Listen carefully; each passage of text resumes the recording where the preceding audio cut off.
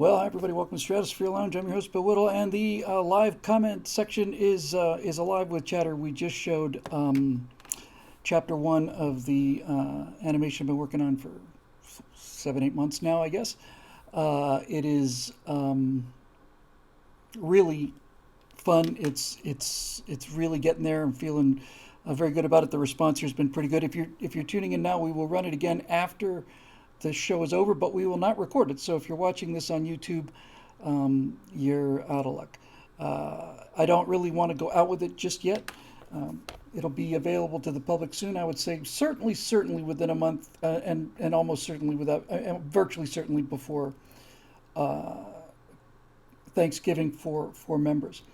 So just to talk a little bit about this, because as I say, we just watched it. We'll watch it again at the end. But what I just aired was the first chapter of that probably 25, 30-minute animation that I'm calling D is for Dungeon. And we got the mix in, we got the audio, music, sound effects, all that stuff. And it's looking pretty good. It just pretty much stands on its own. I'm very, very happy with it. I'm especially happy with it for it being the result of one guy in his spare time. So here's what we're going to do. This is for those of you, obviously, who didn't even see the animation, but just so you know what's coming up.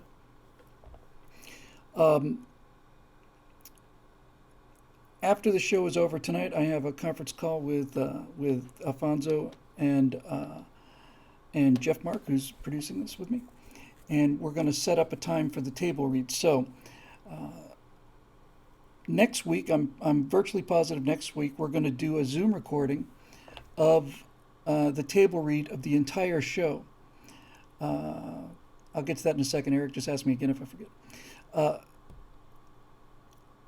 So that means that we'll be able to have that out. So here's how I plan to kind of unroll this thing.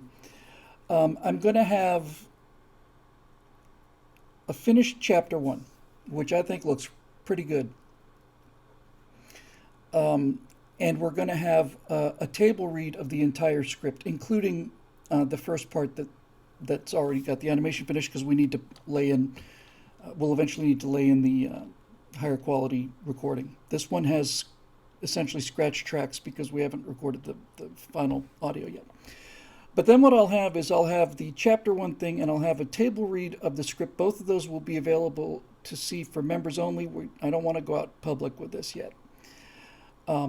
That hopefully will convince the members who've heard me talking about this stuff on and off for years now of what it is we're actually trying to do. And I really think it does look very professional. You'll get a chance, if you're watching on YouTube, you'll get a chance to see it pretty shortly. And then here's a little problem, and this is where I think the timing is gonna come in. The first chapter is essentially an exposition chapter. It's about 6 minutes and 25 seconds. It introduces the two characters, Sir William and Prince Alfonso, and I think it's a really good solid opening. But the problem is, in terms of taking it out to people who don't know anything about this, twofold. Number one, all of chapter one takes place with our helmets on, and so you can't really see how good the metahumans can be. That's the humanoids that they have for Unreal Engine that we're animating this in Unreal Engine 4.26. I did a bunch of shots where I did big close-ups on the helmets, because both of us just wearing helmets with just little slits. But when you see the eyes, they really, really, really look good. They really look good.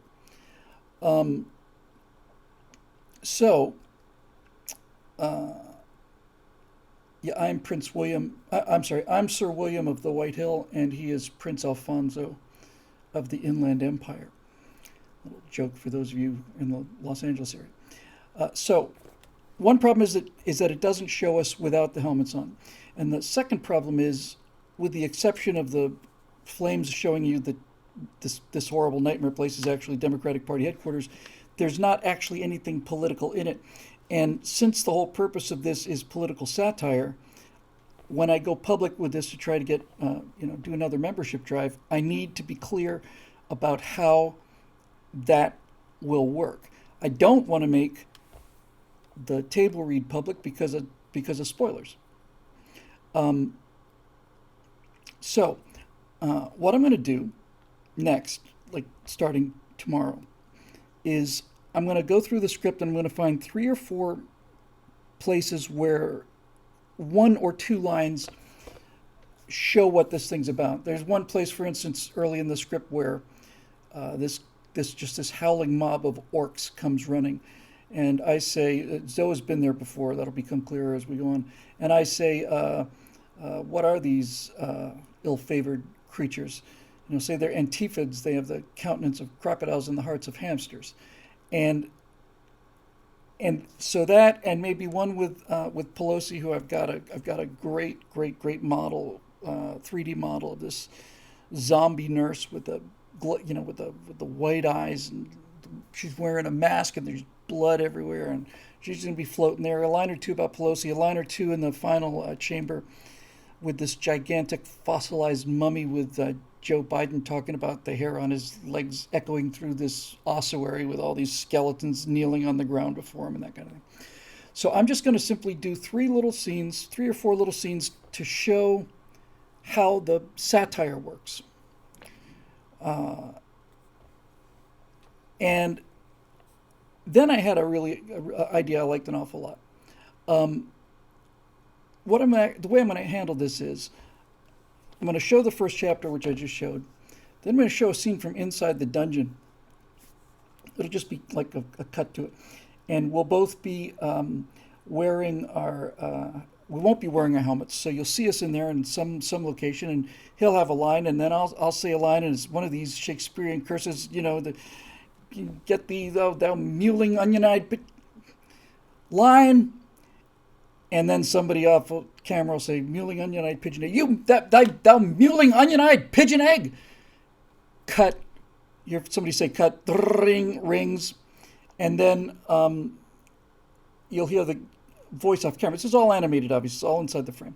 And you'll hear this, okay, next setup. And somebody will hand Zoe a Starbucks. And we'll turn towards the camera. We'll back the CG camera up, and as we back the CG camera up, you'll see lights and cameras, and it'll look like we're on an actual set. That'll allow Zoe and I to say, hey, here's what we're working on, and here's just a couple of scenes, and we need some help to get this thing finished. So we'll turn it into a membership pitch. There's a little wrinkle I put in here I like very much, just a lot. When we do that pullback from us in the dungeon and you see somebody rolling the dungeon wall away, it diffuses it, it makes fun of it, kind of lighthearted. And I realized what would be really kind of fun would be, while we're talking, we got this in the first chapter, we've got this gigantic lycanthrope, really scary looking monster. He's 9 feet tall. And all he does is growl. And what I thought would really make this fun would be, while Zoe and I are talking and making this pitch about, hey, we need, love to get new members so we can finish this thing. I'd like to have him walking through the background, just seeing up to his elbows, basically. He's got a Coke or something. And I say, hey, Bran, come here. And then just have him lean in and say, hey, Bran here is, Bran played the lycanthrope. He's been playing lycanthropes and werewolves in Hollywood for what now? 20 years, 25 years. He's a solid conservative. It's not easy being a conservative in Hollywood, is it, Bran? Well, he's doing a good job, and we're real proud of you. And then off camera, we're going to hear a voice go, "Let's go, Brandon!" And he's going to go, just shuffle off. A little inside joke, but you can't go wrong with you just can't have too many "Let's go, Brandon" references. So that's what we're going to go out to the public with, and I think we'll do that in January. I think that's a reasonable time. So here's the next step for members. Members will get the Chapter 1 animation, and they'll get the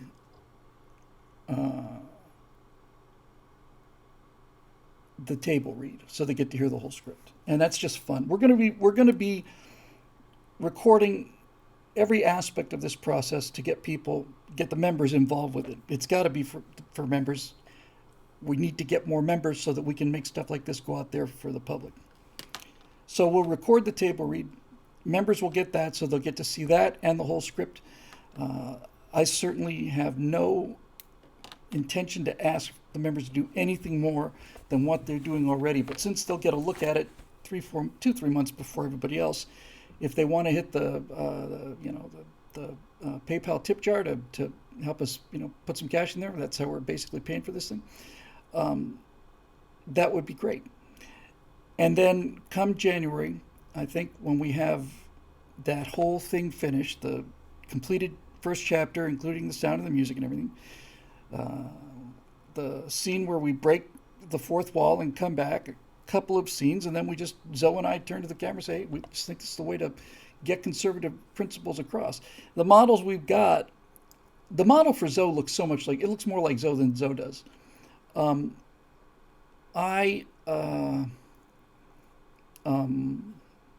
Mine's a little off, but I need to do a little more work with that. Broke College student says, how many more members do you need to hire a full-time animator, editor, and do this stuff more often? That's the question.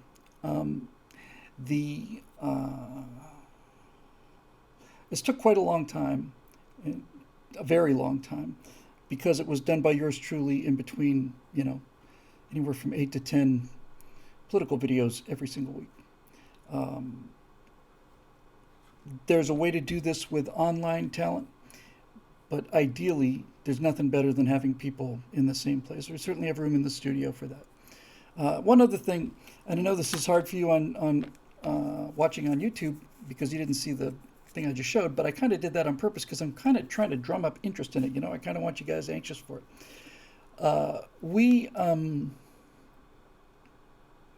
One of the reasons this took as long as it did to get it there was, first of all, I was learning Unreal Engine. That's useful.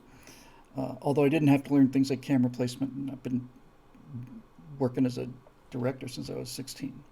So I'm real pleased with how that Chapter 1 animation looks from a camera and editing point of view. But the thing that by far took me the longest was I did get a motion capture suit. I haven't been very happy with it. It's like the data was a little sketchy, and putting it on and getting these things in place is really tough.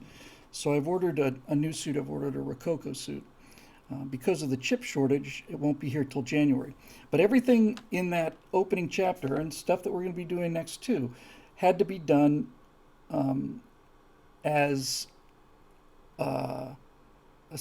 by taking a series of stock animations. And I've got about 7,000 or 8,000 of them. And going through all of these things and trying to find an animation that was more or less like what I needed. I couldn't just act out what I needed. If I had to walk, I'd have a walking animation, and then I had to blend that into a stopping animation. Then I might have a pointing animation, and I had to go find that, and so on. When we get the suit and we can just simply act it out, that's great. And if we can get enough new members from this, we get a second suit, and then we can just do the whole thing live. And as I mentioned last time, one of the things that we're going to be seeing real soon is when I get that suit, we will be able to. I'll be able to do the Sir William character, for example. I can do the Stratosphere Lounge in real time live, with me just sitting here, and it'll go out as him. The suit I've got is a roughly $2,000 Perception Neuron suit. The Rococo suit's about $4,000. Anyway, that's it for the animation plans. I've got a Moving Back to America that I haven't edited yet. I shot it on Tuesday. I like it very, very much. It's called The Second Fleet. It's I'll look at 3 times in history when sneak attacks have caused the people being attacked to believe that it's game over, but they didn't surrender. They held on, and I think that's exactly what's happening in the culture war. I think that November 4th of 2020 was Pearl Harbor. It was a sneak attack on this country. We were not, we knew they were building up their forces. We knew we'd been watching them mass their forces for years and decades now. But the level of cheating that went on that night, plus the whole pandemic thing,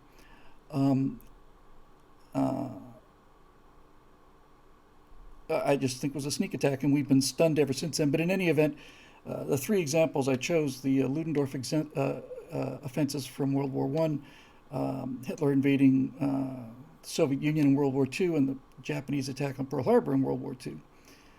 All three of those sneak attacks, overwhelming sneak attacks that caused the victims, the Allies in the first case, the Russians in the second, the Americans in the third, to run around with their hair on fire, convinced the war was lost for months. I think that's exactly what happened, and I think that's how we reacted, but we didn't surrender, and that's the entire point. Those sneak attacks are designed to get you to surrender. Japan could never defeat America. The idea of Japan occupying America is insane. The idea that Hitler could have occupied Russia is insane, and the idea that the Germans could have occupied all of France and Britain is insane. They had to overwhelm them, scare the living daylights out of them, and then get them to surrender. And I think that's what we've been looking at, and you can feel the defenses are stiffening. You could just feel it. They didn't have the money. They didn't have the troops to cause us to surrender.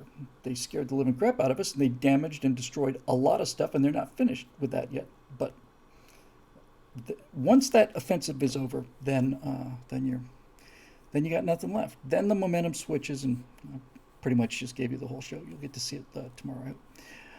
Yeah, somebody said the Virginia thing was like Midway. I think the Virginia win was more like the Doolittle raid. Not of enormous consequence, but certainly an indication that you can strike back. I think the one takeaway that I got from the Virginia thing, compared to where I was this time a year ago, November 11th of 2020, week after a so-called election, after seeing all the shenanigans, I remember thinking, and I'm sure you remember thinking too, that, well, we will never win an election again. They built the cheating into the system, and the more of a lead we have, the more of a cheating it does. Virginia was a big deal. The left was all in on that, and I have no doubt whatsoever there's all kinds of shenanigans going on there. However,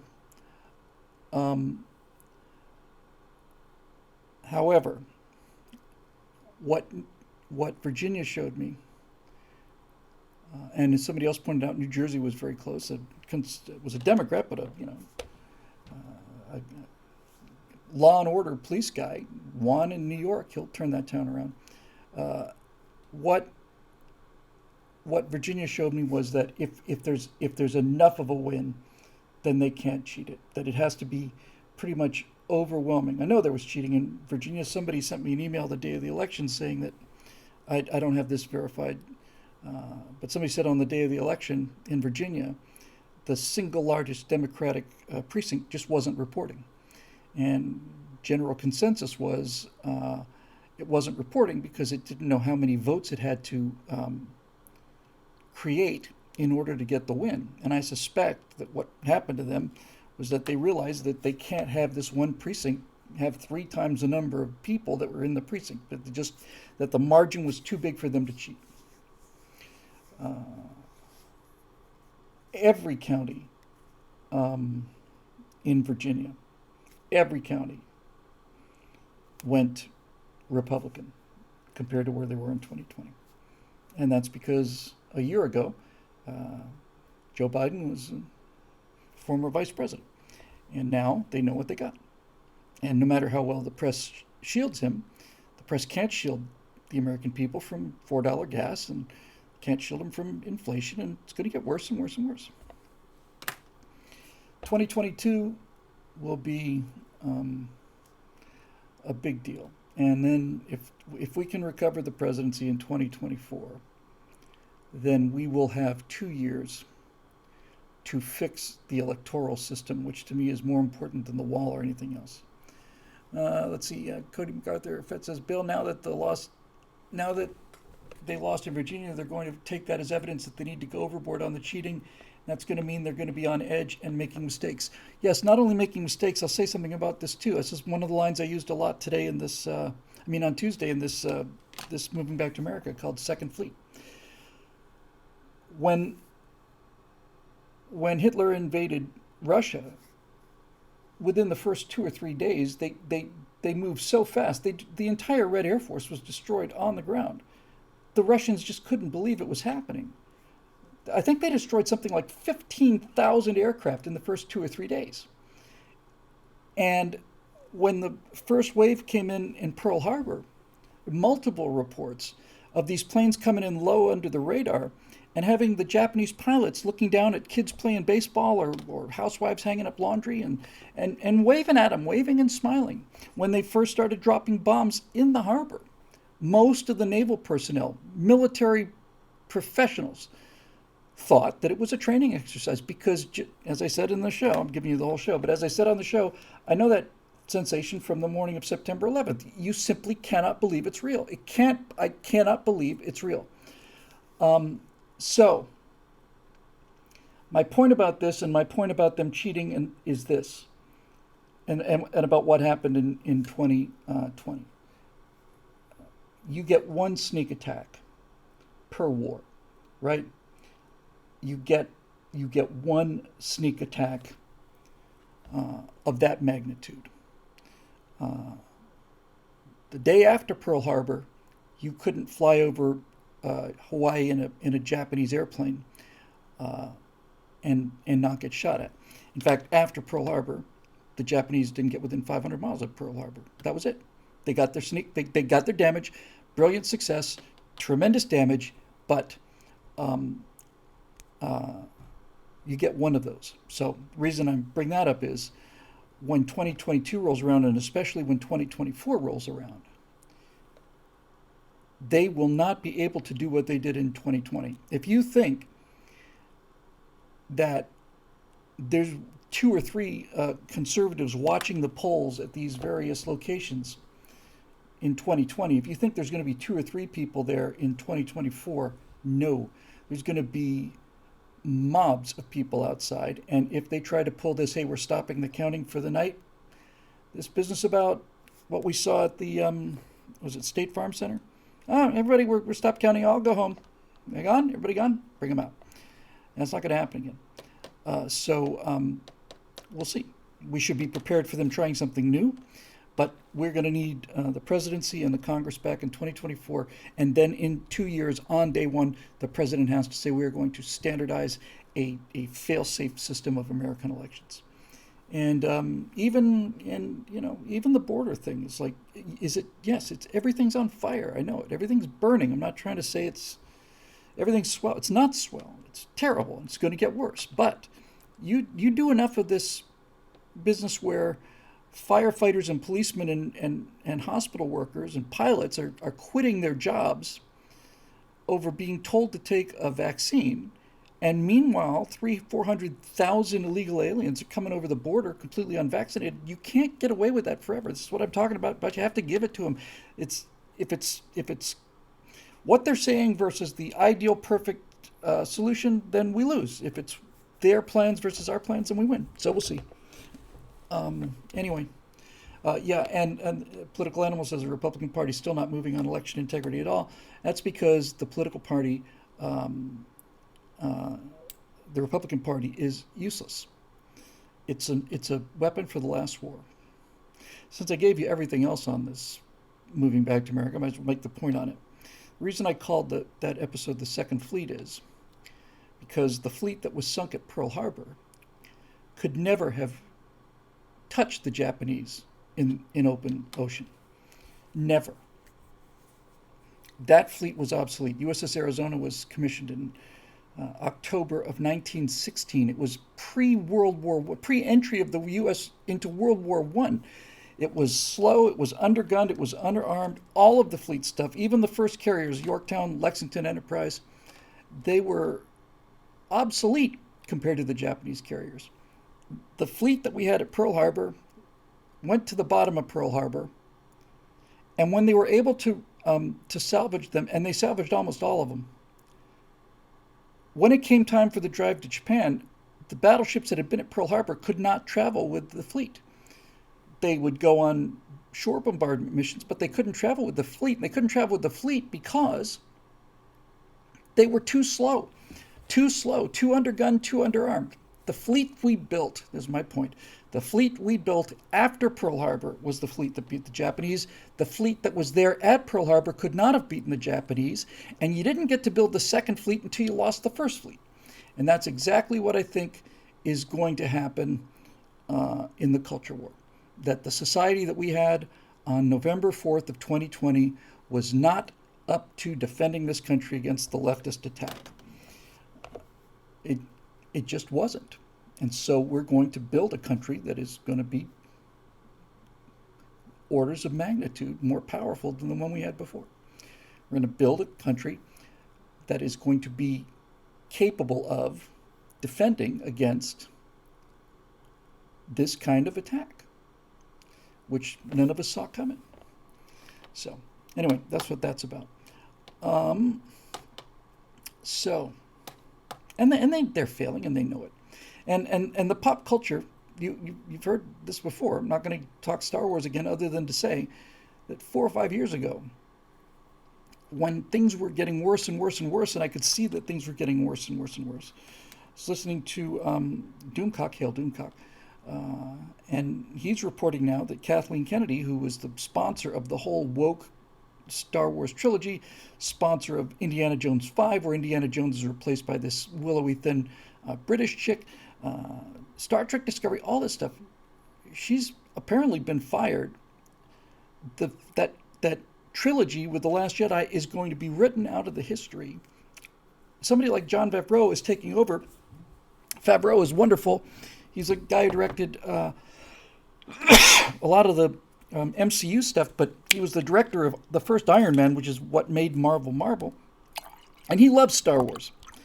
And everywhere on the pop culture, the pushback is rolling.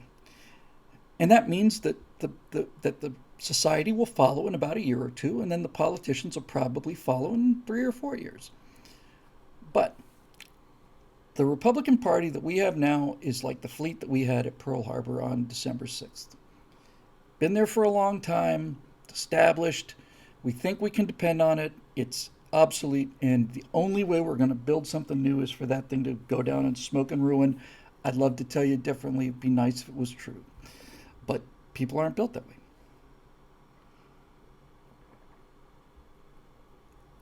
So much for the Republicans. I don't think it's going to take a second party or a third party. I think that's pretty nearly suicide, just because of we didn't. In other words, if I want to run this analogy into the ground, and that's what I do, is run things into the ground.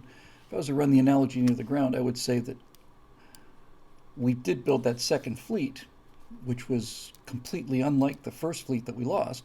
But we didn't go sink everything else in the fleet either. You know, it's not like we had to destroy every other ship. If it was still afloat, we used it. And that's how I think it's going to go with the Republicans. Hey, there's our friend again. Look at that.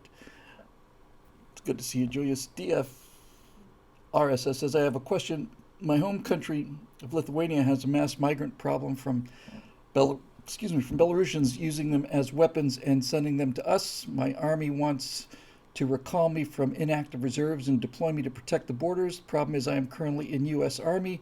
My question is, should I stay in the USA or go back and help my home nation in distress? There's one answer to this question, Julius. Which is your home country?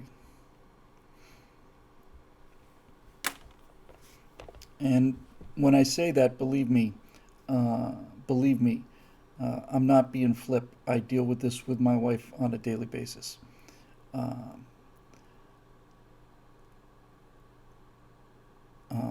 She had to postpone her citizenship interview. She's feeling pretty crummy last couple days. She's fine now. That'll probably happen within the next 30 days. But Part of the citizenship oath is you renounce loyalty to other countries. I know that if I remember correctly, you're not a citizen yet, but you are in the United States Army, and as far as I'm concerned, one term of service in the military of this country is automatic citizenship. As far as I'm concerned, instant automatic citizenship. The second you are honorably discharged after your first term, or after your first term is up, whether you leave or not, that's it. Welcome. You have earned it. But in terms of saying, well, should I go back to my country and defend, help my home? Where's your home? You know,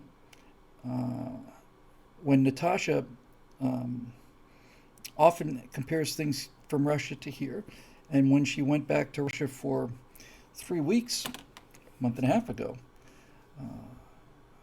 she was, worried, nervous. She hadn't been back in Russia in 5 years, hadn't seen her mom in 7. And I said, honey, the nice thing about this is you get to go home both ways. That's great. You don't have to give up your Russian citizenship. You get to go home both ways. You don't have to make a decision. I don't pretend to give you advice on something that's important, but if the only thing that would get me to go back would be if my family was in immediate, deadly peril, and there was simply no other way. That might be enough to do it. But generally, man, if there's not anybody there who you need to personally go back and rescue, then I would say 2 things. First of all, one of the reasons this country's here in the first place was to get away from all of these European wars that never end. And the second thing is we need patriots in the military now more than ever. More than ever. Yeah, good. You're very welcome, Julius. I'm glad to have you here, and there you go. We were talking a second ago about building the second fleet that would defeat these people. An entirely new set of cultural tools to defend ourselves against this cultural assault. And a number of people in the comment sections have been saying for the last couple of minutes, I said we don't need to sink everything just because it was there before, didn't go down at Pearl Harbor, doesn't mean we have to go destroy it. And people have been saying, yeah, there's a few people we should keep, and Crenshaw's name came up. Ted Cruz's name is in there.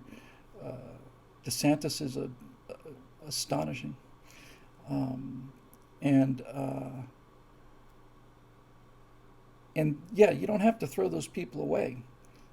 The problem isn't Cruz and DeSantis. Rand Paul, of course, yes. Rand Paul has been, I think, the single greatest thing. Rand Paul is not letting Fauci go. God bless Rand Paul. There's a handful of people. Trey Gowdy is my favorite politician. He's not in politics anymore, but I would love to talk him into it. And now we've got, the governor of Virginia. I have to tell you, I like the lieutenant governor of Virginia better than I like the Virginia governor, and I like him quite a bit. I don't know much about him, but his lieutenant governor is a former Marine. This woman is basically saying to all the people that are calling her out, she's saying, I'll come on your show and I'll kick your ass. You want to debate, you want to call me all these names behind my back, why don't you have me on your show? We'll talk about it then. The idea that a black woman holding an AR-15 got elected is really, really important. And not only important, but that's what you need to beat these people. That's what you need. It goes back to what I said in 2012, in that speech where I said the next president's going to come from the pop culture. Romney lost in 2012 because he was running away from who he was.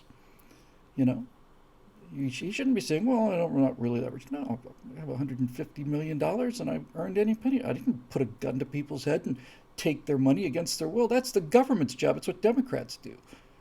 People gave me that money willingly because I provided a service. Nobody trades down. You got to own this kind of thing. Trump owns it. Rush was a master of it. Rush Limbaugh was just so morally clear.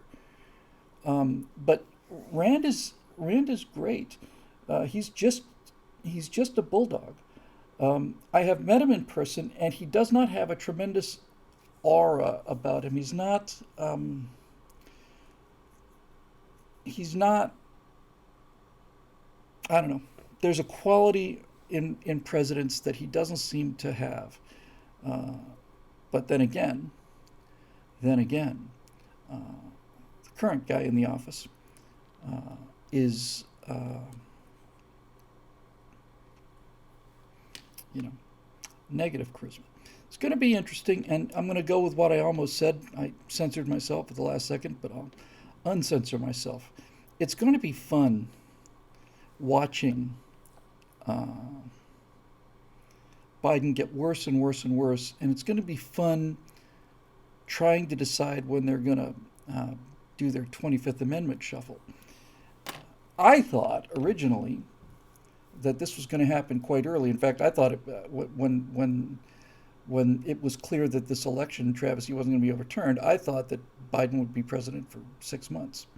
It's going to be a lot longer than that, and the reason it's going to be a lot longer than that is that Kamala Harris is significantly less popular than Joe, and Joe is not popular and gets more unpopular every day.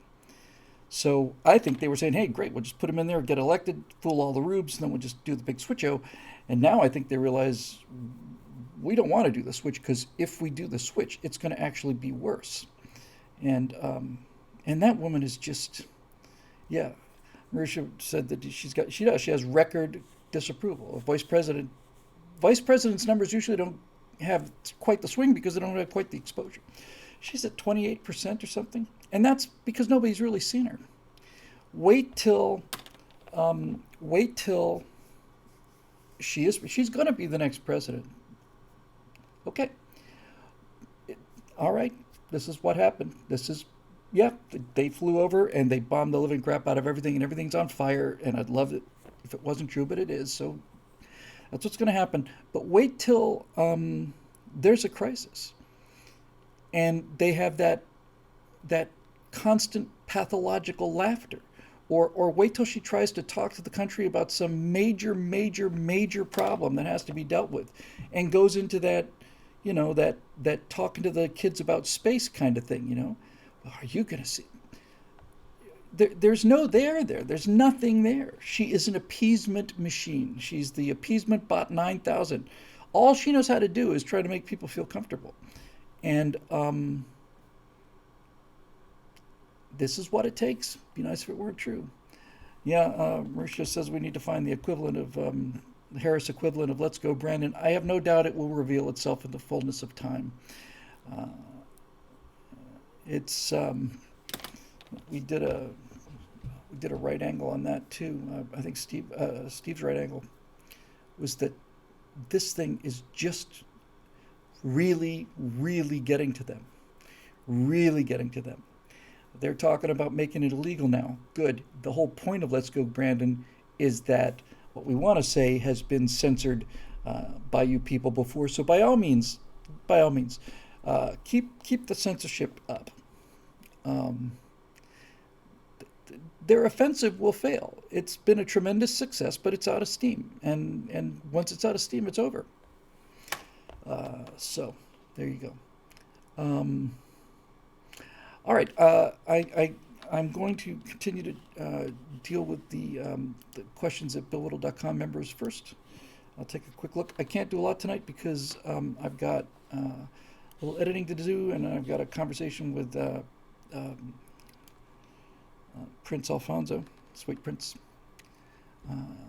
and then we gotta move on with this whole thing. But I was real happy with that animation thing. All right, here's BillWhittle.com. There's that smug bastard staring at me with his smug look. I can't stand that guy. Hello, Bill Whittle. Hello, BillWhittle.com. I got here. My member forum.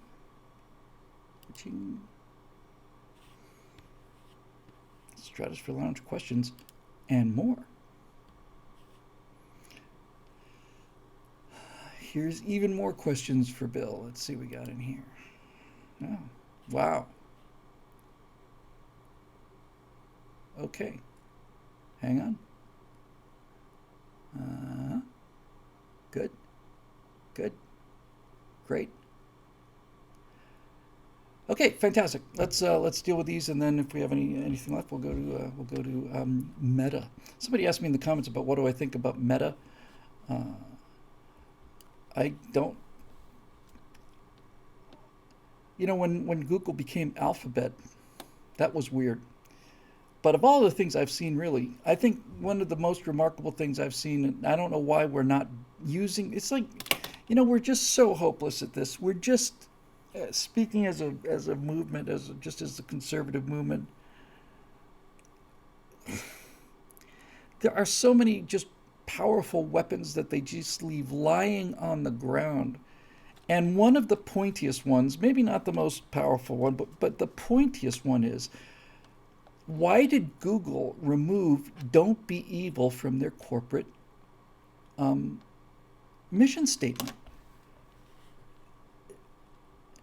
If I had a stage, I would run with that ball, and it would be a 99-yard return for the touchdown, 109-yard return from the touchdown, back of the end zone, spike the ball kind of thing. How do you not run that thing into the ground and just never put it down?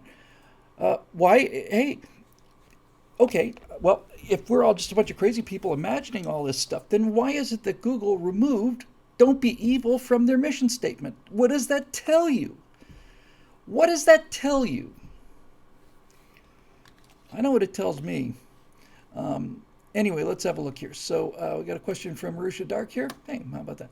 Bill, have you ever watched The Legend of Korra? If not, I highly recommend it, along with Avatar, The Last Airbender. There's a character named Kuvira who's called the Great Uniter. She's basically a soldier who starts off charismatic, patriotic, moral, beloved by all. She originally, like the Emperor, beloved by all. The Emperor protects. She originally fought alongside the heroes, saved the protagonist's father, and united the country against lawlessness. But she takes her nationalist ideology too far and becomes a right-wing authoritarian dictator. You said last week we were in Operation Michael phase of World War I. Did I say that last week? My God, this is just nothing but a broken record now after 304 episodes or something. If this is World War I, then doesn't that imply a Hitlerian figure is in our future, in part brought about by the absolute victory of World War I, or shall I say Culture War I, and the crushing terms of Versailles? Interesting. Said you're optimistic we can win against the left, and I don't doubt that, but I'm concerned about what comes after that, about the pendulum swinging too far in the other direction. I foresee such a charismatic figure arriving in U.S. politics in the near future as a reaction to the left's current anarchy. At first it'll be great, as if things are getting back to normal, but then it'll take it too far and we'll be along for the ride because it's super subtle, just like in the show, or like how it was for the Nazis. And no, I don't mean like Joe Biden or Daniel Andrews or Gavin Newsom. I mean someone who starts off like a Rand Paul or a Tulsi Gabbard, true fighter for good, and then becomes corrupted and despotic after a few years in office. And I'm going to leave that one there. That's the guts of it. There's a saying that used to make the rounds. It said that that fascism is always hovering over America and always manages to land in Europe. And I think the main takeaway of that is there's an ongoing political cliche, and we keep buying into it. And it's like one of those things like sanctuary cities. As I've said, if you have a discussion about sanctuary cities, you lose the discussion because everybody loves the idea of sanctuary. Who's against sanctuary? If you call it a sanctuary city, you've lost. It's not. It's an illegal. It's a camp of illegal criminals in the United States. Now you're dealing with the thing. But the thing I was referring to, this cliche, is that left wing is communism and right wing is conservatism. They will say that, well, the communists were left wing and the Nazis were right wing. Therefore, conservatives are Nazis because we're both right wingers. The opposite of communists isn't Nazis, it's individuals. It's individualism.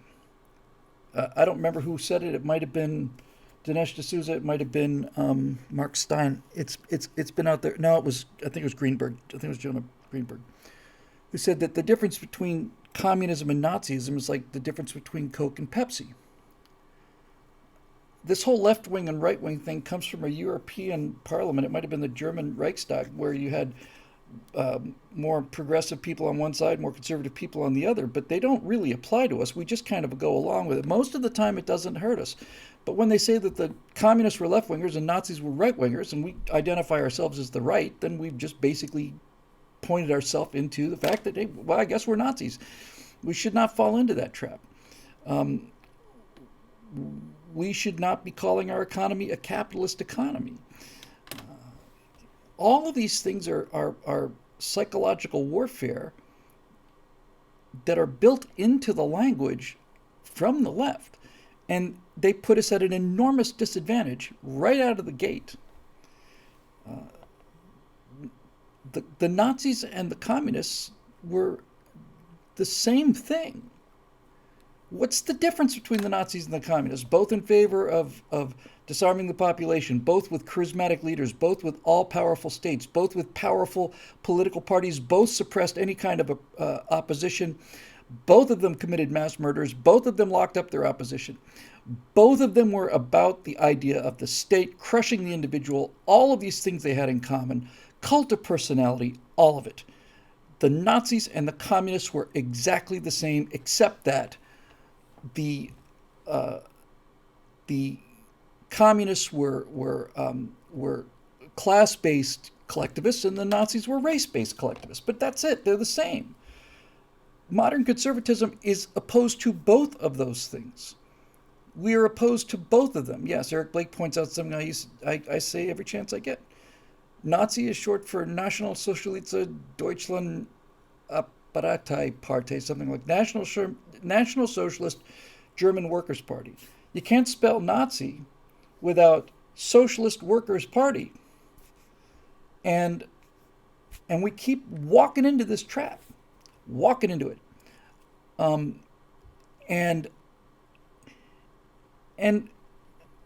you'll hear people say, oh, the Nazis weren't socialists. I didn't name their party. I didn't name them the National Socialist Party. I didn't do it. He did it. So either Hitler didn't understand what he was saying when he didn't name the party. He was originally the Socialist Workers' Party, I think, and then he turned it into the National Socialist German Workers' Party. Maybe it was the German. It doesn't matter. Hitler added the National Socialist thing. And so one of two things is true. Either Hitler didn't understand what socialism meant when he said that we are socialists, or, and I think this is more likely, or adding socialist to the name of their political party put a nice hard candy shell around the melt-in-your-mouth chocolate that was Nazism. In other words, he called himself a socialist so that people would feel good about this repressive collectivist nightmare. Sound familiar to you? Sounds familiar to me. But I didn't name them the National Socialist German Workers' Party, and likewise, I didn't name the communists the Union of Soviet Socialist Republics. The communists called themselves socialists too. Everybody wants to call themselves socialist because socialism sounds so cool. But what they were in both those cases were they were just very simple camouflage for idiots who could then tell themselves, well, socialism is just being fair. It's just being fair, sharing. How fair is it? The socialists are in favor of wealth redistribution. Ideally, most of these people who call themselves socialists be happy if everybody made the salary, right? Everybody had the same amount of money. Nobody gets richer than anybody else. Everybody's equal. And even if everybody's equal way down here, they'd rather have that than even the poor people be up here as long as the rich people weren't higher. But This is another trap we fall into. They say that socialism is just being fair. How's it being fair to pay a guy who smokes joints all day, sits on the couch and plays video games, who works a 4 hour shift at 7-Eleven? How is it fair to pay him the same amount of money as you might pay some woman who's been studying to be a brain surgeon for 15, 20 years, gave up their entire youth studies for 15, 20 hours a day, goes and serves as internships where they're on duty for 20 hours, at a stretch? How is it fair that these two people make the same amount of money? It's disgustingly unfair. So this is the thing that I learned mostly from Andrew Breitbart, who had an unmatched ear for this kind of thing. He could see those traps, and he could see them in real time. He just wouldn't bite. Famous story mentioned several times. He was on some show, some left-wing show, and he was on camera live, and somebody said, "Here's a picture of a Barack Obama with a bone through his nose it was seen at a Tea Party rally. What do you have to say about this?"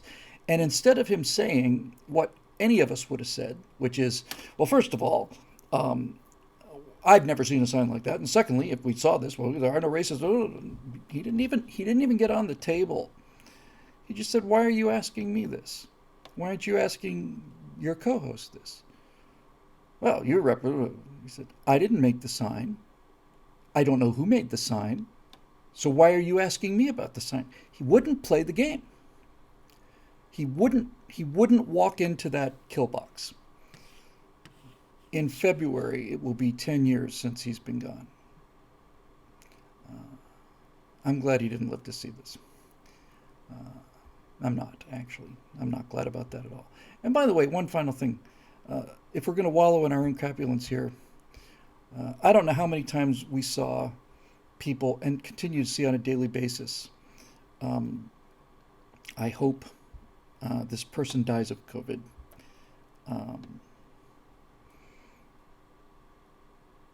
When Trump got it, everyone was praying that Trump would die from COVID. Whenever any conservative gets it, there are people saying, "I hope he dies from COVID. Hope he dies from COVID. Hope he dies from COVID." On and on and on and on. I hear it all the time. Well, it turns out that Gavin Newsom was very, very, very, very sick as a result of the vaccine that he's forcing Californians to take. And I mentioned this on the Virtue Signal with Zoe today. From a purely tactical point of view, it's hard to imagine a bigger gift than having Gavin Newsom die, not from COVID, but from the vaccine. If you've got problems with the vaccine, that's as good as it gets. The second I thought that, I thought, yeah, but I don't want Gavin Newsom to die from the vaccine. I really don't. I don't. I didn't want Ruth Bader Ginsburg to die when she was sick. I don't want any of them to die. But now hang on a minute. Mr. Mrs. Tomes said he'll be lucky to regain full motor control. You're talking about Gavin Newsom? Is that right? Yeah. This is what separates us from them. The people who talk about how loving they are filled with hate. Just burning hate. And we see it all the time. And they're just horrible people. And we're not. And by the way, I should have mentioned this at the beginning of the show. The comments I got after that Zoe episode with the 1,000-yard stare, I mentioned it on the Virtue Signal today. But the comments I got both on YouTube and from people were beyond my imagination and just burned all of that crud right out of me. Talking about it helped, but when I saw the response to that, I just couldn't believe it.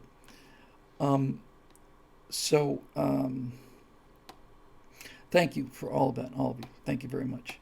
Anybody realize if that, are you talking about Newsom, or is that somebody else who said he's like I just catch glimpses, because I know he was very sick, very sick. He said he had to cancel going to the big climate conference because he wanted to be home for Halloween. Let's lie about everything, right? Lie about everything. You can't just come out and say, no, I had a really bad reaction to the vaccine. Can't say that. Lie, lie, lie, lie, lie. Really, really.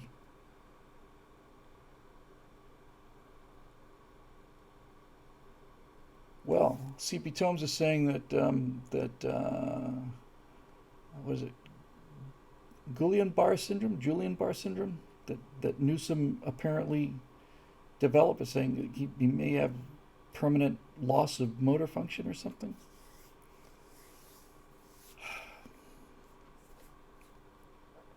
I don't know. Yeah, he went missing for 2 weeks. Nobody saw him. He made an appearance at a incredibly big dinner for some violently rich individual. Um, uh, is it Guillain-Barré syndrome? Uh, and wow, Guillaume, says Mr. Masters. It's from the Guillaume, as same as William. Uh, so um, it would be nice, the Gettys, that's right, it was a Getty wedding. He made an appearance there. I would hope that that something like this would have him reconsider his attitude about forcing people to take the shot. But I don't want him to die, and I never did. I never want any of our political opponents to die, you know. And I don't think they're joking when they say they want to see us dead. I mean, I know they do. There's just a lot of nasty, nasty people out there on the left, and you know, it's things like this that make you know you're on the right team. Right?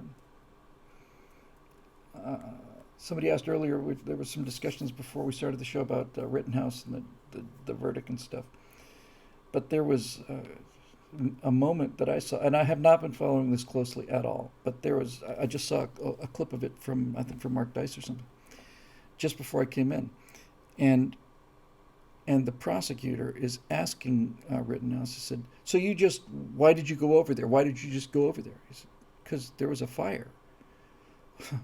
Well, what made you decide that you had to go, you know, and put out the fire? Why did you decide you had to go do that? He just looked at him like he was from Mars, like, because it's a fire? So you just decided to go put out a fire, huh? Why'd you do that? Because of the people in the community. You don't even live in this community. My dad lives in this community. You know, it's like Guillain-Barré syndrome. In any event, there is, you know, I know which team I'm on, and I can't think of one I've been disappointed. All right, moving on. Here's Brother Bob, new member. Hey, Brother Bob, glad to have you. Bill, this is a different angle on the why do you live in LA question that you sometimes get asked. I understand that volcanologists live near the volcanoes, but what if the act of living near a volcano could trigger more eruptions of a more violent magnitude? This is an interesting line of reasoning. To apply that analogy to your situation, by living and running your business in California, every state tax dollar you pay, whether via sales, payroll, gasoline, property, etc., is helping to support the corrupt regime that wants to export its ideology and destroy the rest of America. Do you not have a moral obligation to leave and move to a state where your tax dollars are spent funding far less evil governments? Very, very interesting question, which I had not fully considered. Unless it sounds like I'm judging you, I'm in no position to do so. I've spent the last 15 years working as a contractor for the federal government and live in northern Virginia near the capital. So I am a genuine, bona fide swamp creature. No judgment from this guy, Brother Bob. Thank you, Bob. You know,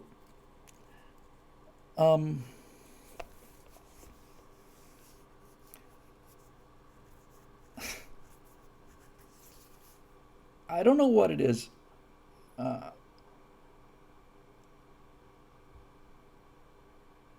I didn't answer Marisha's question, which was how do we unite conservatives without becoming the great uniter? I'm sorry. To wrap, I'll come right back to you, Bob. The reason I went through that whole tirade about the Nazis is because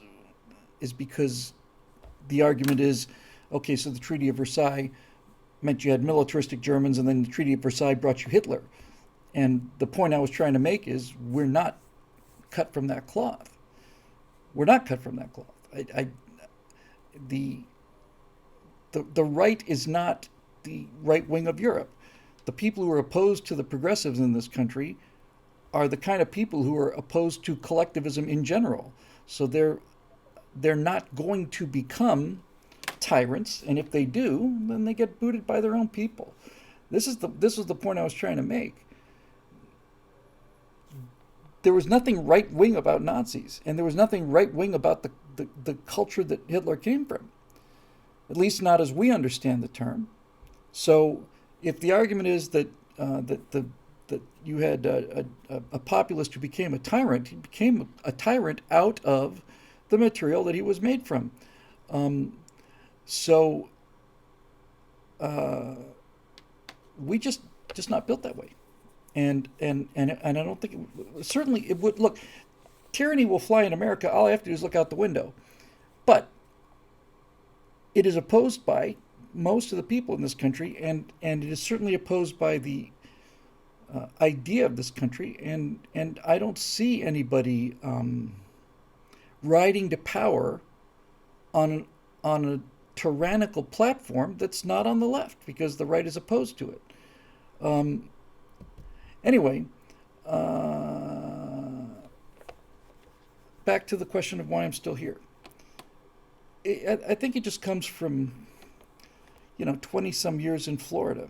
But when I got off the plane, I just felt at home here. It's air conditioned outdoors. It's the most beautiful place in the world. There's no other weather like it on the planet.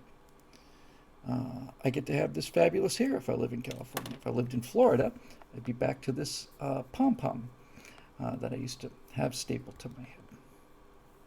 Now, that may sound very vain, but I'm a very vain guy. It is rapidly becoming very, very difficult to live here. And there are lines that Natasha and I have agreed upon that we're not going to cross. For a period of about 24 hours there, I had misread a federal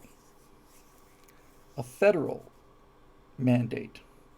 I had misread this. The mandate's real and it's there. I had misread it, and I thought that this mandate had said that you cannot go and apply, you cannot go for your citizenship interview. That's called the N-400 interview. You send in this form called the N-400. When you are ready to become a U.S. citizen, you've got your green card, you've ticked off all the boxes, you go in, you are interviewed one-on-one, you're asked your citizenship questions there and so on. That's the N-400 interview. And I had read through our immigration attorneys just a sort of a general distribution, that the federal government has decreed that as of October 1st, 2021, you had to be vaccinated in order to get the medical exam or something. And I took that to mean that you had to be vaccinated in order to become a U.S. citizen. That's what I thought it meant.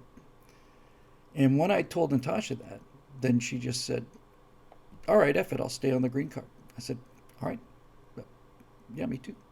Works for me.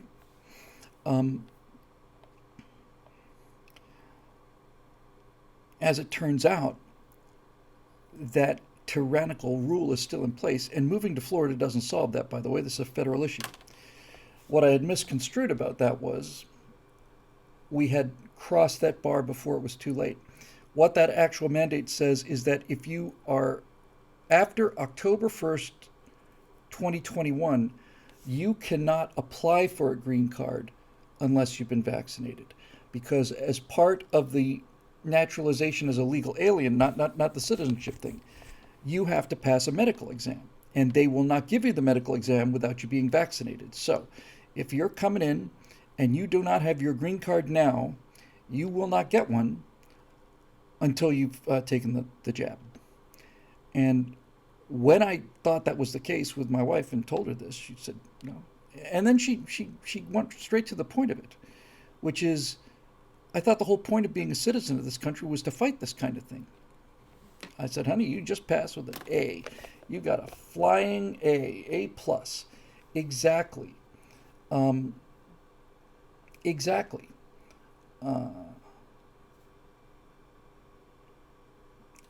Why would you want to be an American citizen if, in order to become an American citizen, you had to undergo an act of obedience that meant that somebody is injecting something into your body that you don't want there?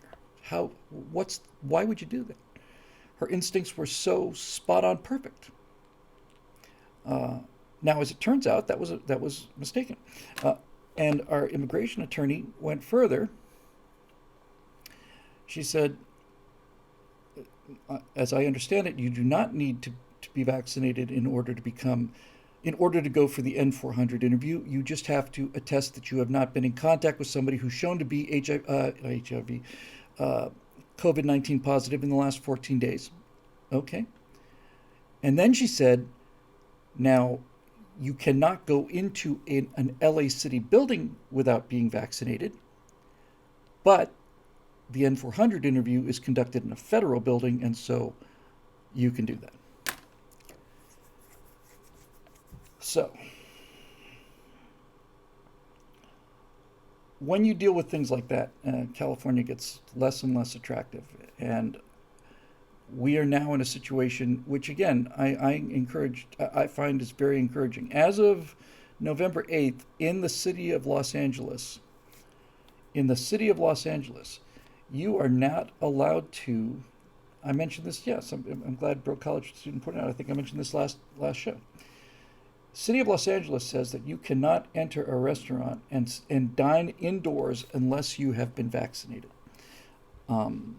They've made exemptions for lepers like me. For most of the lockdown, you weren't allowed inside the restaurant at all. They had outdoor seating. You can go to a restaurant and sit outdoors if they have outdoor seating without being vaccinated. You still have to wear your mask when you walk in and when you walk out. But you're not allowed to eat indoors. Last week and since then as well, I have been to 2 or 3 restaurants, and no one has asked that question. No one. Not a sign up, nothing. And I am so proud of that. I called, I think this happened after the show. I know the guy. I go to this chicken wings place probably once or twice a week, and I didn't want to go there just to be turned away. So after the show last week, this vaccine passport thing was in effect, and I've talked to the owner a couple times, and I said, hey, and it turned out he picked up the phone. Hey, how's it going? Hey, listen, I was thinking about coming by. Are you going to be enforcing this vaccine passport thing? He said, no. We're on our way. So,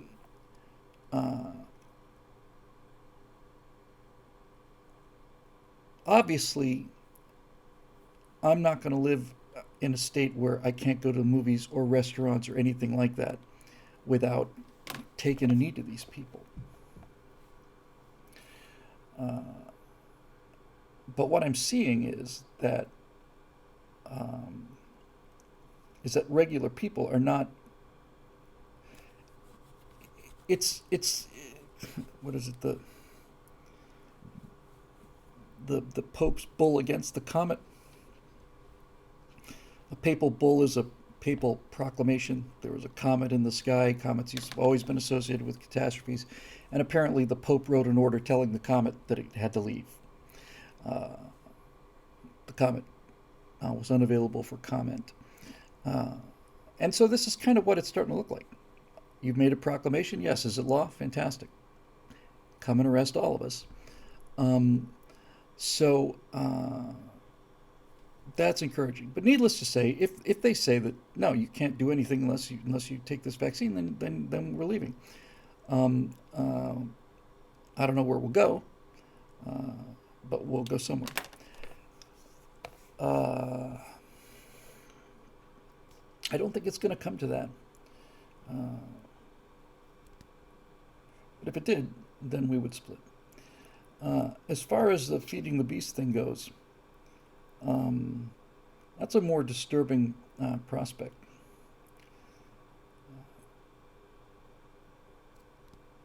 On the other hand, you know, it's somebody's got to somebody's got to provide the social proof, and I don't mean just through BillWhittle.com. I just mean out there on a daily basis. I think if it was anywhere, I think it would be Texas. I think I'd be the guy behind Elon Musk's trailer. Put SpaceX in Texas. He's moving Tesla to Texas. Texas is gaining so many corporations. The reason I think if I moved it would be to Texas, because if this thing hits critical mass and it's heading there fast, then Texas is out of the union. And if there's one state that can get out of the union, it's Texas. My understanding is that for 150 years or something, the first vote of the Texas legislature, which meets for 2 weeks every other year, California takes 2 weeks off every other year. The rest of the time, they're busy writing laws telling us what to do. But my understanding was that for a long, long time, it was required that the first vote that the Texas legislature had to agree on before they could do anything else was whether or not they would stay in the United States, whether or not they would remain in the Union. If anybody knows if that's true or not, that'd be great. But I've also heard that they don't do that anymore. So there's that. But look, if everybody, if all the producers go to Texas, then you know, then let me rephrase this. If Texas were to go out of the union, I'd be in Texas tomorrow. I would be in Texas tomorrow. That's how bad this federal government has got.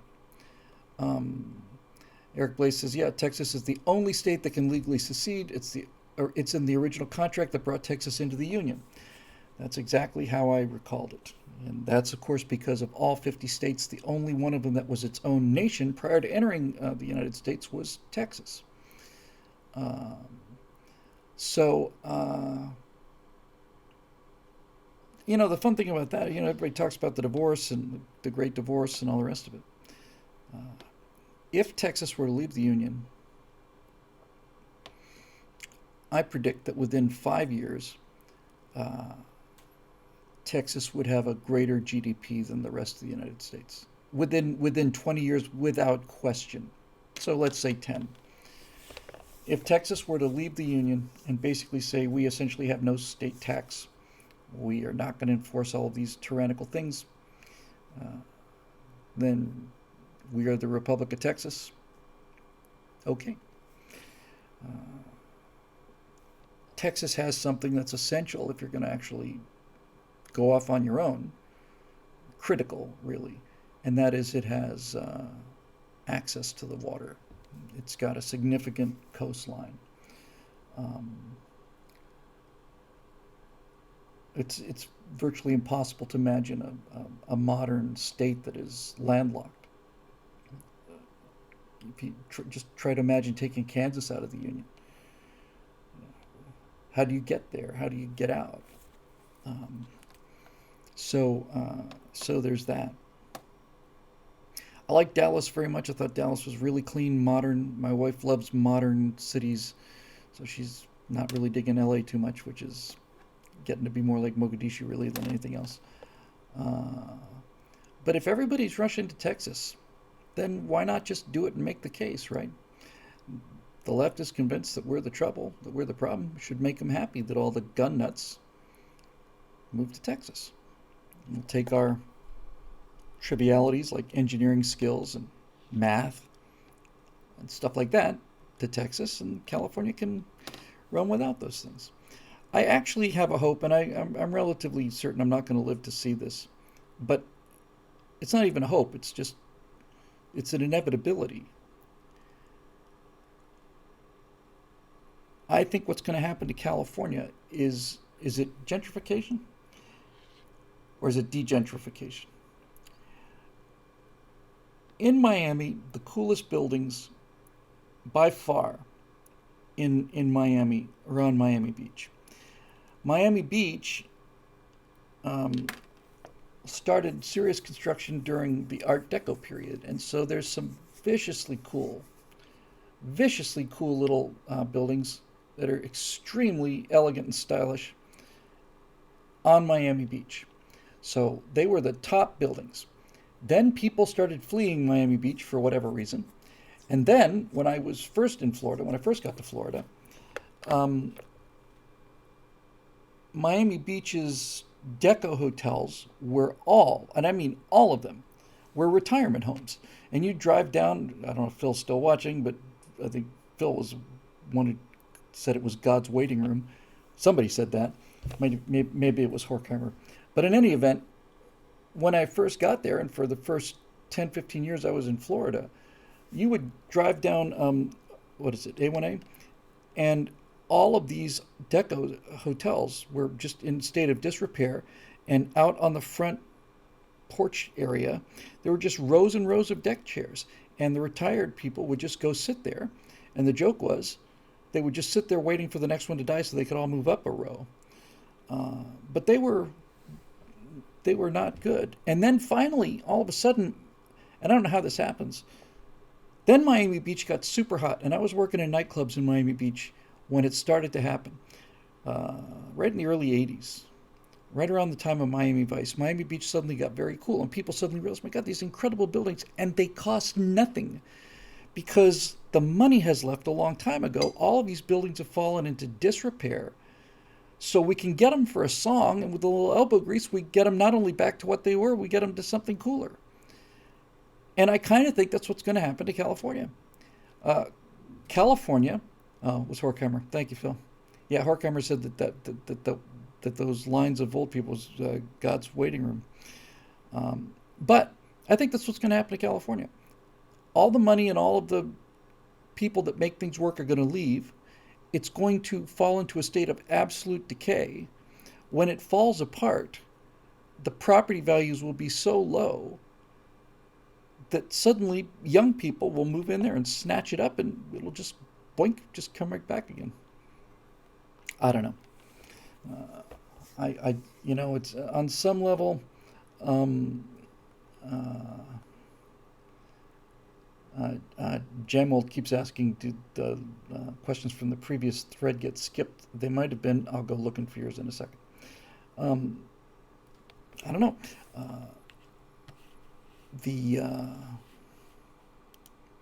I don't want to leave. I like it here, but it is getting more and more miserable. And many people pointed out after that last week, that 1,000-yard stair bill had.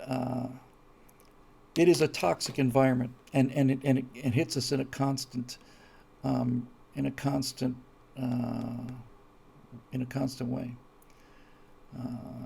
Marisha says, Bill, if we leave the blue states, we lose the moral right to tell illegals to stay and fix their home countries. Actually, I don't think we do. We are leaving and entering Texas legally. We're not sneaking in. And if that argument were true, then there'd be no argument for leaving Britain or Russia or Germany or Italy, wherever else you came from. Let me go back to the previous thread, and I'm going to look for your question there, because we are a full-service organization here. Jamud. So, see if it's there. Should I be looking for a different name? Let's see. This is Kevin Green, Sarah Greenberg.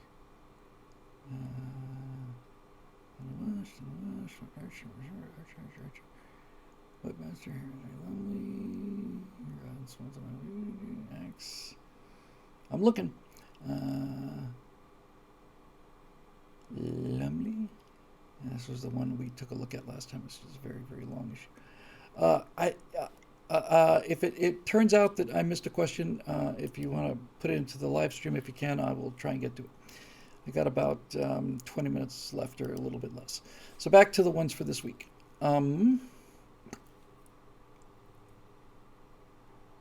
David Curtis, question for Bill. Interested in your take as a pilot. If you were getting ready to take off with a load of passengers heading to Kansas City, Tulsa, Memphis, or Springfield, would you able to resist the temptation to say to the passengers, "Let's go to Branson"? Uh, um, I try to get them all, Gemald, I really do, and I don't know. Yeah, I think the safe bet would be if you didn't get your question answered on 1 week, just repost it again. I have a lot of, needless to say, I have a big obligation to the members. With that said, the Stratosphere Lounge has been here practically before there was membership. So this has always been kind of a sort of an open table kind of thing. So I kind of go back and forth here. Um, but this one isn't a members only show. Uh, I certainly do try to get to them first, but I've certainly been very very Bill about that.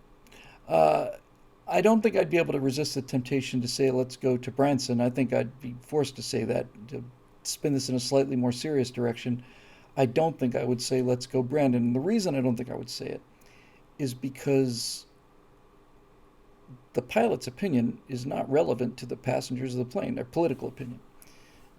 I don't like it when the left does it, and I don't like it um, when when we do it. Now, they've certainly been poking us long enough. I don't think kids should hit each other, but if you're sitting on the back seat of the car and your brother keeps poking you, you finally just reach around and smack him. And then he says, "Mom, you hit me." Sometimes you get into the place of, well, you were asking for it. John Pershing has this question. "Hey, Bill, I joined back in January with the election being stolen. I hope as a member I can contribute to the Moving Back to America plan in some way. In previous episodes of the Stratosphere Lounge, I've heard that you play Star Citizen. It got me wondering, have you played Elite Dangerous? And if so, how does it compare to Star Citizen?" I stopped playing Star Citizen about 2 years ago, maybe a little bit more, for a number of reasons, most of which had to do with it being just a time sink.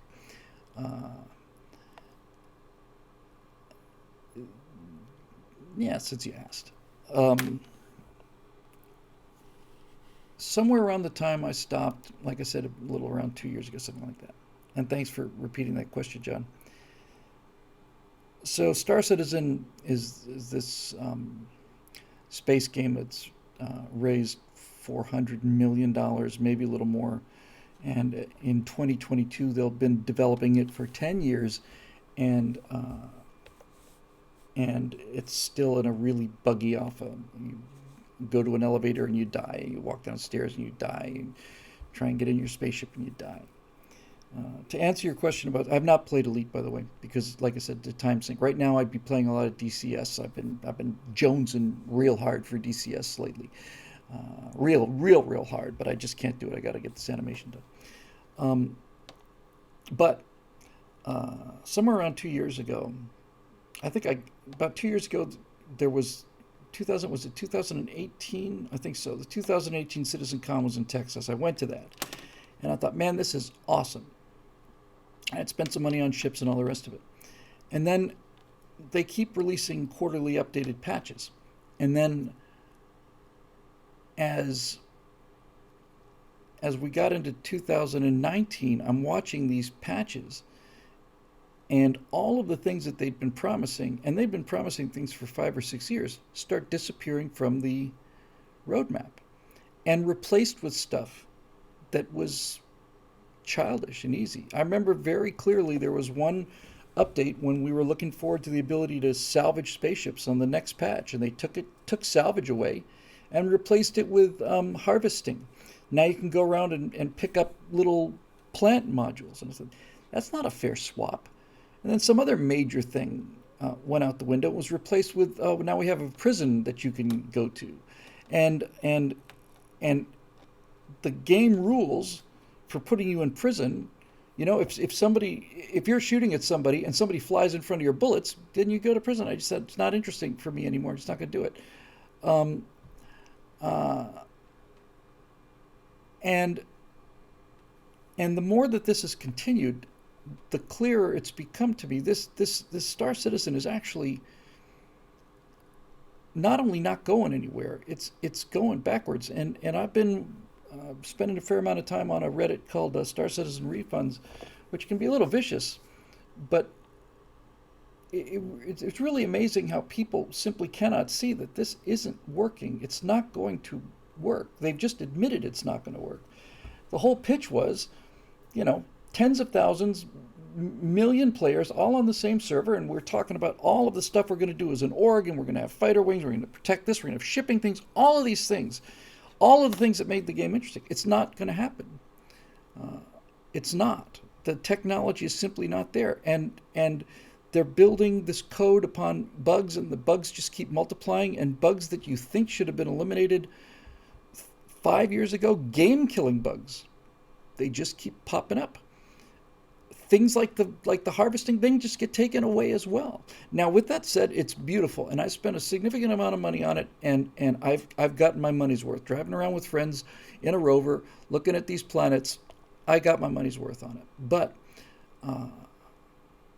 again, since you asked, Chris Roberts disappeared. The guy who was behind the game disappeared for a year, maybe more, and I'm convinced that it occurred to him that it wasn't going to happen, and that he had basically screwed the $400 million pooch. So, in answer to your question, it's still a beautiful game. It's still I got a lot of enjoyment out of it. I put hundreds of hours, probably thousands of hours into it. But in the 2 years that I've gone, the only thing that's been added to see is a gas giant planet, and that doesn't look particularly good. It's just another tiny little outpost to explore, and I just got tired of the endless promises that just are not going to be able to reach. Marisha said, I just got an alarming unsolicited text from the government about COVID. Can I send it to you to see it? Sure, but you don't have to. I got a text from the government here in California not long ago saying, what's your vaccination status? Are you fully vaccinated? 2 doses? Unvaccinated? Don't know. I guess I somehow forgot to reply to that. Don't answer it. Don't answer it. It's like any other kind of thing. It's funny that came up because I think earlier today I was driving around thinking, I will never, ever, ever make another political donation in my life. I think I sent somebody $100. I sent Donald Trump $100. No, what was it? It was something happened. It was something like on the moment. Anyway, I did it. I did it one time, and I have never stopped being texted. There was a time when I was getting 25, 30 texts a day.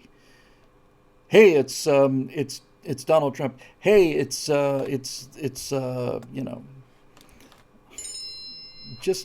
like, oh really?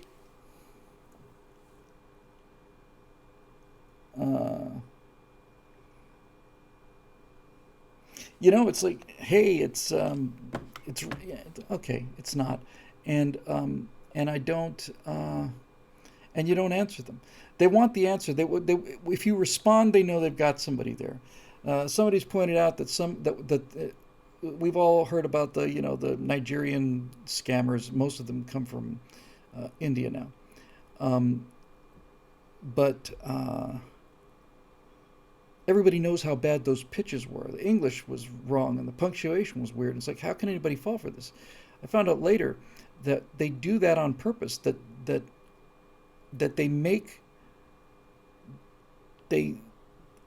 anybody who would answer that is gullible enough to perhaps have money taken out of him. There's a guy who's got a YouTube channel, and all he does is catch scammers. He's awesome. He gets them on the phone. He does this. He runs this thing through a voice modifier, so he sounds like a little old lady. They're hacking into his computer, but he's got all these firewall ups. What he's really doing is hacking into their computers, and he's deleting all of their contacts. He's deleting everything. Is it scammer payback? It's awesome. It's awesome. And the cherry on the top is this guy's just normal American young guy, you know? And so you hear these scammers speaking in Hindi or whatever, and he speaks it. So he can tell exactly what they're saying. And after they've been talking behind his back, talking about this stupid old woman and so on and so on and so on, he says, then he'll say, why did you have your friend, Jamal call me a lunatic? Yes, you did. You called me a blah, blah, blah. You said blah, blah, blah. And he just recites the Hindi back, and it's like, oh man, awesome. Um, so anyway, um, uh, that's about it. As far as that goes, something about living in California again. All right, it's 10 minutes to 8.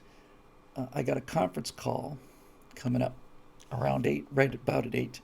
And so I'm going to wrap this show up because we're going to play the animation one more time.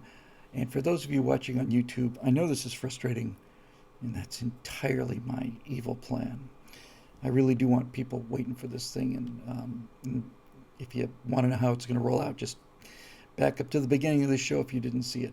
If you're one of the 71 people currently watching live, however, I'll close the show out and then don't go anywhere. Once we stop recording, we'll play it one more time. And for those of you who came in late, you get a chance to see it. Members will be seeing it again, have access to it soon. And then after that, oh my God, first time chat for viewer. Jeff Mark says, make them wait. Jeff, I wanted you to turn I wanted you to not be watching this. Jeff is one of the people I got to talk to in 10 minutes. And I wanted to watch you watch it. And I wanted to watch Zoe watch it. Zoe hasn't seen it yet either. So I guess I have to satisfy with that. We're going to have a conference call with Jeff and Zoe and set up the time for the table read. And I need to plug the Discord as well. We have a Discord. And all you have to do is go to discord.gg and then type in, I'll say a letter and I'll say capital letter. Just type in discord.gg/3T8 capital DC capital XRZZ capital G, and you will be right there ready to go. I've talked to Doomcock a couple times. I'm trying to lock it up. He's been busy, and I'm hoping to do it next week. I very much want to get him to be the voice in Chapter 2 of this, the evil voice of the castle, and there you go. All right. So again, thanks to our members who make the show possible, and for all of you that joined us a year ago, thank you again.